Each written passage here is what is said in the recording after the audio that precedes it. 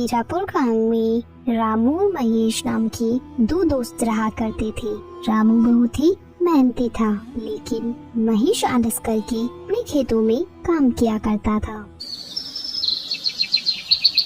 अरे वाह रामू, मैंने सुना है इस साल तुम्हारी बहुत ही अच्छी फसल हुई है। हाँ काका, इस बार मेरी बहुत अच्छी फसल हुई है। फसल बेचने पर मुझे बहुत अच्छा मुनाफा होगा। बेटा, तुम्हारे खेत में कुल कितनी बोरी फसल हुई है? काका, 5 एकड़ जमीन पर कुल 150 बोरी हुई है। ठीक है काका, चलो अब मैं चलता हूँ, मुझे आज अनाज को बेचने के लिए जाना है। ऐसा कहकर रामू वहाँ से चला जाता है। तभी थोड़ी देर बाद महेश भी वहाँ से अपने खेतों की ओर जा रहा था। अरे महेश बेटा, कहाँ जा रहे हो? काका, खेत में फसल की बोरियां आज सुबह जल्दी जाकर मैंने भर दी थी, अब उन्हीं को लेने जा रहा हूँ। महेश बेटा, तुम्हारे पास भी 5 एकड़ जमीन है ना? तो तुम्हारे खेत में इस बार कितनी फसल की बोरियां हुई है? हाँ काका, मेरे पास 5 एकड़ जमीन है और मेरी जमीन पर इस बार 1 एकड़ में 20 बोरियां हुई है, तो 5 एकड़ की 100 बोरियां हुई है। क्यों महेश बेटा, तुम्हारे खेत में 100 बोरी की फसल ही क्यों हुई है? तुम्हें पता है तुम्हारा दोस्त जो रामू है, उसके पास भी 5 एकड़ जमीन है। उसकी जमीन पर 150 बोरियों का अनाज हुआ है, जबकि जहां तुम दोनों के खेत है उधर के इलाके की जमीन तो एक जैसी ही है। क्या कहा? मेरे दोस्त रामू के खेत में इस बार 150 बोरियां की फसल हुई है, लेकिन उसने तो मुझे बताया ही नहीं। ठीक है काका, चलो मैं चलता हूँ। फिर शाम को महेश अपनी फसल बेचकर अपने घर लौट जाता है। घर पहुंचकर महेश फसल के बारे में सारी बात अपनी पत्नी को बताता है। मुझे पता है आपको 50 बोरियों का नुकसान क्यों हुआ है, क्योंकि आप अपने दोस्त रामू की तरह मेहनत नहीं करते, इसलिए आपको 50 बोरियों का नुकसान हुआ है।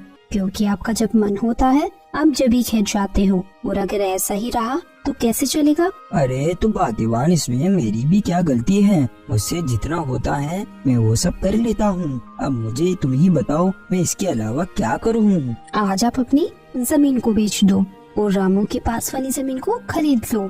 अगर रामू की जमीन 5 एकड़ है तो आप भी पूरी 5 एकड़ जमीन को खरीद लो और रामू से कहो कि अब अपन दोनों पूरे 10 एकड़ जमीन पर साथ मिलकर काम करेंगे, जो भी मुनाफा होगा दोनों बराबर बांट लेंगे। हाँ, तुम ये बात बिल्कुल सही कह रही हो। मैं कल ही रामू के पास जाकर इस बारे में बात करूँगा, और मुझे जहाँ तक पता है रामू मेरी इस बात को टालेगा नहीं।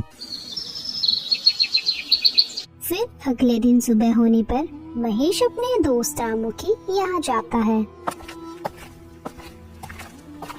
और भाई रामू, कैसे हो तुम? महेश भाई, मैं अच्छा हूँ, तुम बताओ, तुम सुबह सुबह यहाँ कैसे आ गए? रामू, अपन दोनों बचपन के बहुत अच्छे दोस्त हैं, तो मैं सोच रहा था कि मेरी जमीन को मैं बेच दूं और तुम्हारी जमीन के पास ही जमीन खरीद लूं, वो भी तुम्हारी जमीन के बराबर, पूरी 5 एकड़। हाँ महेश भाई, खरीद लो, ये तो बहुत ही अच्छी बात है, मुझे भी मेरा एक अच्छा पड़ोसी मिल जाएगा। लेकिन रामू, अगर तुम्हें एतराज ना हो तो अपन दोनों मिलकर तुम्हारी और मेरी जमीन पर खेती करें, क्योंकि दोनों अलग अलग मेहनत करने से अच्छा है दोनों एक जगह ही मेहनत करें, इससे अपन दोनों को अच्छा मुनाफा भी होगा। हाँ महेश भाई, मुझे इस बात से कोई एतराज नहीं है। चलो अपन सेठ मनीराम के यहाँ चलकर जमीन को खरीदने और बेचने की बात करते हैं, क्योंकि मेरे खेत के पास की जमीन सेठ मनीराम की है। फिर दोनों सेठ मनीराम के पास चले जाते हैं। सेठ जी, रामू के पास वाली जो जमीन आपकी है, मुझे उस जमीन को खरीदना है। तो खरीद लो, हमने कब मना किया है, लेकिन जमीन खरीदने के लिए पैसे लेकर आए हो? दरअसल सेठ जी, बात ऐसी है कि मैं अपनी 5 एकड़ जमीन बेचना चाहता हूँ और रामू के पास वाली 5 एकड़ जमीन खरीदना चाहता हूँ। तो खरीद लो, मुझे कोई दिक्कत नहीं है, लेकिन मेरी जमीन के बदले मुझे तुम्हारी जमीन और 5,000 रुपए चाहिए। लेकिन सेठ जी, मेरी जमीन भी तो 5 एकड़ की है और आपकी जमीन भी तो 5 एकड़ की है, तो फिर आप मुझसे 5,000 रुपए और क्यों मांग रहे हो? देखो भाई महेश, जमीन के समय के हिसाब से कीमत होती है। अगर तुम्हें लेनी है तो 5,000 रुपए दे दो, वरना कोई बात नहीं। ठीक है सेठ जी, चलो आप 5,000 रुपए और ले लेना, लेकिन आपकी वो जमीन मुझे दे दो। फिर महेश सेठ मनीराम से उसकी जमीन खरीद लेता है। फिर ऐसे ही कुछ दिन बीतने के बाद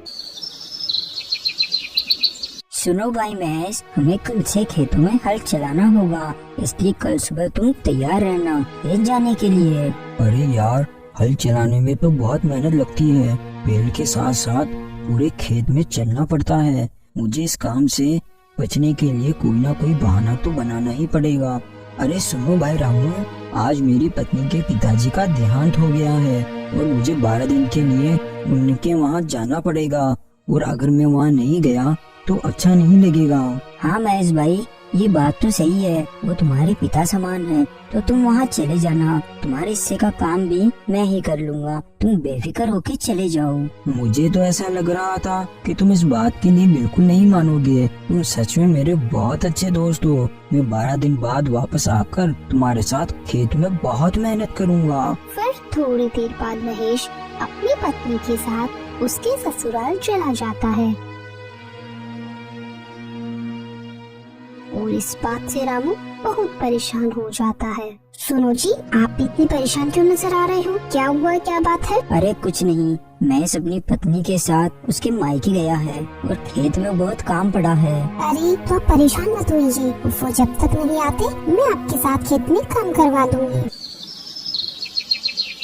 फिर अगले ही दिन से रामू अपनी पत्नी राखी के साथ मिलकर खेतों में हल चलाने का काम शुरू कर देता है। फिर कुछ दिन बीतने के बाद